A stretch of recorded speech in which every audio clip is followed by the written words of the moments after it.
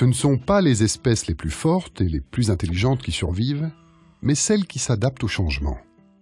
La théorie de Darwin est parfaitement illustrée par un des grands problèmes de santé publique du siècle, la résistance des bactéries aux antibiotiques. Antibiotiques qui furent la grande révolution médicale du XXe siècle. Le premier antibiotique identifié est la pénicilline. Alexander Fleming, en 1928, s'aperçoit de retour de vacances que ces cultures bactériennes ont été contaminées par un champignon. Le champignon en question, Penicillium notatum, avait stoppé la reproduction des bactéries. Le premier antibiotique, la pénicilline, vient de naître. Toutefois, la découverte ne sera exploitée à l'échelle industrielle qu'à partir de la Seconde Guerre mondiale. En 1932, on découvre le premier antibiotique de synthèse, un composé du soufre, le Prontosil. C'est un petit miracle qui permet de guérir de nombreuses maladies, jusqu'alors considérées comme incurables. En quelques années, l'industrie pharmaceutique investit considérablement et découvre de nombreux autres antibiotiques. À partir des années 70, le monde médical pense s'être doté d'un arsenal antibiotique complet. Pourtant, on découvre peu à peu que chaque nouvel antibiotique engendre des résistances. Les premières résistances à la pénicilline apparaissent 3 ans après son arrivée sur le marché. Et pour le Prontosil, à peine 6 ans plus tard. Alors que la consommation mondiale d'antibiotiques ne cesse de croître, l'offre de nouveaux antibiotiques stagne. Aujourd'hui, le monde prend conscience que l'antibiorésistance est un problème de santé publique majeur. En 2014, pour la première fois, l'OMS publie un rapport alarmant sur l'émergence des résistances aux antibiotiques et sur le manque de données dans les pays en voie de développement.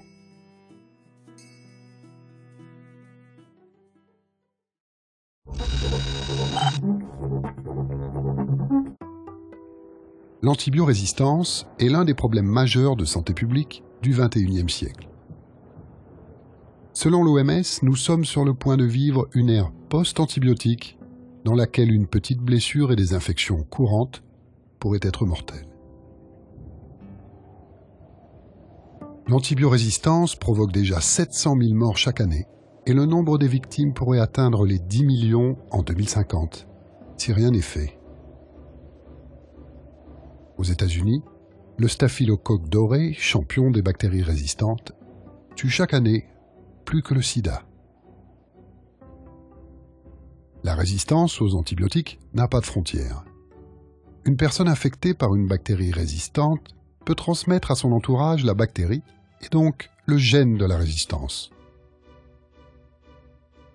En 2010, une nouvelle bactérie hyper-résistante, NDM1, est identifiée en Angleterre, chez un patient qui avait été opéré en Inde. Le tourisme médical, les migrations et les mouvements de population lors de conflits contribuent à la multiplication des résistances aux antibiotiques. Le phénomène touche tous les pays, mais pas de la même manière. En Norvège et en Suède, la proportion de staphylocoques dorés résistants est inférieure à 1%, alors que dans le sud de l'Europe, elle dépasse les 25%. Ces écarts résultent de stratégies de prévention différentes, d'importation accidentelle de bactéries résistantes et d'une consommation d'antibiotiques plus ou moins maîtrisée. Dans les pays en développement, à cause de l'absence de surveillance systématique, on a peu de données. La shigellose provoque une gastro-entérite aiguë causée par la bactérie Shigella. En Thaïlande, la résistance de la Shigella à l'un des antibiotiques les plus utilisés est passée de 10 à 90% en une dizaine d'années. Le Nigeria est un cas d'école. En 1986, certaines souches pathogènes de la bactérie Escherichia coli étaient insensibles à 6 antibiotiques dans 1,6% des cas. 12 ans plus tard, ces 1,6% ont été multipliés par 10. La prescription abusive ou mal dosée des médicaments est souvent la cause de la multiplication des résistances.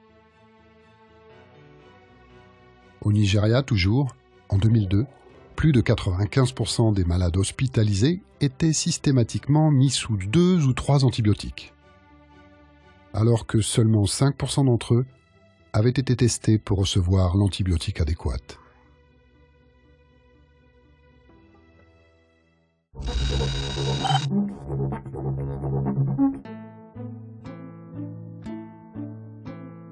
L'antibiorésistance n'est pas une maladie, mais c'est un problème de santé publique majeur. L'antibiorésistance, c'est la capacité d'une bactérie à se multiplier malgré la présence d'un antibiotique. Certaines bactéries sont naturellement résistantes à certains antibiotiques, alors que d'autres, normalement sensibles à un antibiotique, peuvent devenir résistantes. 2 mécanismes peuvent expliquer ce phénomène. Dans le premier cas, le chromosome qui porte le matériel génétique de la bactérie mute sans raison. Les antibiotiques agissent sur un point cible de la cellule bactérienne. La mutation du chromosome de la bactérie modifie le point cible, empêchant l'antibiotique de se lier à la bactérie pour la détruire. Lorsqu'ensuite la bactérie résistante se réplique, elle transmet le gène de résistance à ses clones. Deuxième cas, les bactéries disposent d'un autre moyen pour apprendre à résister aux antibiotiques. Lorsqu'une bactérie résistante entre en contact avec une bactérie qui ne l'est pas, même si elle est d'une espèce différente, elle peut lui transmettre son gène de résistance. Dans les 2 cas, l'antibiotique, s'il est utilisé massivement ou à mauvais escient, joue un rôle de sélecteur. En présence de l'antibiotique, les bactéries résistantes se multiplient alors que les bactéries dites sensibles sont éliminées.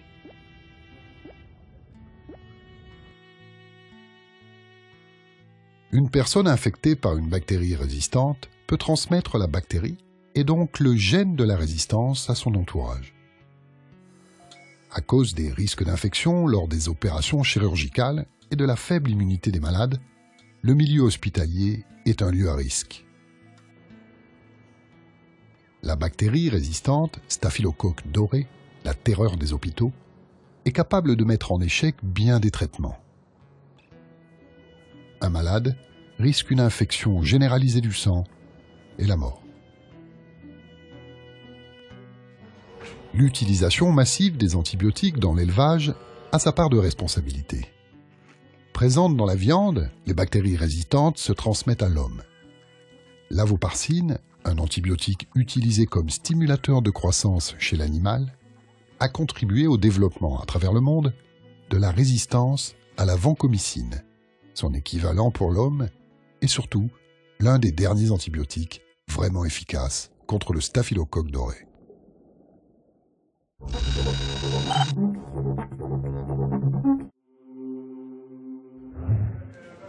Les structures hospitalières sont le premier lieu de prolifération et de transmission des bactéries résistantes. La contamination passe très souvent par les mains des personnels soignants. Notre consommation massive et parfois mal appropriée des antibiotiques est aussi responsable du développement des résistances. Par peur des complications, les médecins prescrivent presque systématiquement des antibiotiques pour une simple angine, alors que 70% des angines sont virales et donc insensibles aux antibiotiques. Un petit test diagnostic rapide et fiable existe pourtant. Pour limiter les résistances, le médecin doit réaliser des examens complémentaires.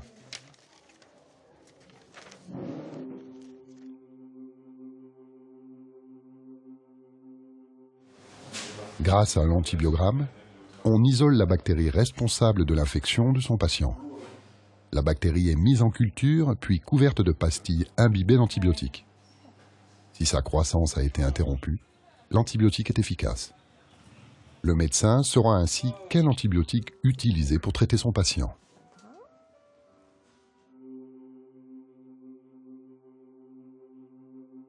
La durée du traitement est longue, il faut 6 semaines de traitement antibiotique en intraveineux et puis suivi de au moins 4 semaines de traitement oral. Alors ces patients viennent ici, sont opérés plusieurs fois. Fréquemment, le choix d'antibiotiques est extrêmement restreint parce que ce sont des germes multirésistants.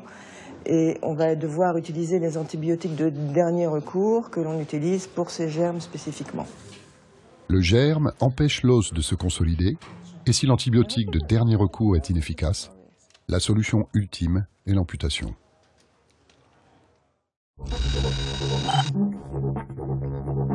Certes, il faut diminuer la consommation d'antibiotiques pour ralentir l'évolution de la résistance, mais c'est un processus qu'on ne peut pas arrêter parce que c'est un processus dynamique. D'un côté, vous avez des êtres vivants qui se modifient, et de l'autre côté, vous avez des malades qui ont cet être vivant, qui l'infecte, et donc qu'il faut guérir. Alors, un des premiers processus consiste à prendre des anciennes molécules et à les modifier chimiquement pour en faire des nouvelles molécules capables de se fixer sur des cibles modifiées ou capables de résister à des enzymes qui vont les détruire. Une deuxième possibilité, c'est de créer de novo des molécules qui n'existent pas. Ce sont des antibiotiques totalement artificiels, donc ils s'accompagnent d'un certain nombre d'effets secondaires, contrairement à beaucoup de produits naturels. C'est plus long de les amener vers le marché et il y a beaucoup plus d'échecs. Mais c'est une vraie voie. Une autre voie, c'est celle d'utiliser les phages. Alors, simplement pour vous le dire très rapidement, les phages sont des espèces de virus qui ont la capacité de trouver sur la bactérie des récepteurs. Lorsqu'ils pénètrent dans la bactérie, vont se multiplier et faire éclater la bactérie. Donc en fait, ce sont pour certains des tueurs de bactéries. Et c'est ce qu'on recherche, c'est à créer des phages qui vont tuer la bactérie, qui ont quelque part infecté l'organisme. Je ne pense pas que l'on vaincra la résistance, mais je pense qu'on peut vivre avec elle. Donc chaque fois qu'un moyen de lutte nouveau apparaît, la bactérie va se défendre et trouver un autre moyen de résister. Mais tout ça, c'est dans le temps. Donc il faut à la fois trouver des nouveaux moyens de lutte, les utiliser le mieux possible pour que les bactéries ne s'y adaptent pas trop vite, et en même temps avoir un système qui empêche la diffusion de la résistance. Donc, si vous associez un système de santé publique qui fait que l'hygiène est portée à son maximum, que vous utilisez au mieux les antibiotiques dans un rythme qui n'est pas trop rapide, vous permettez à l'industrie et aux chercheurs de trouver différents moyens de combattre la résistance aux antibiotiques. Mais les bactéries ne disparaîtront pas, parce que si vous n'avez pas de bactéries, votre métabolisme ne marchera pas.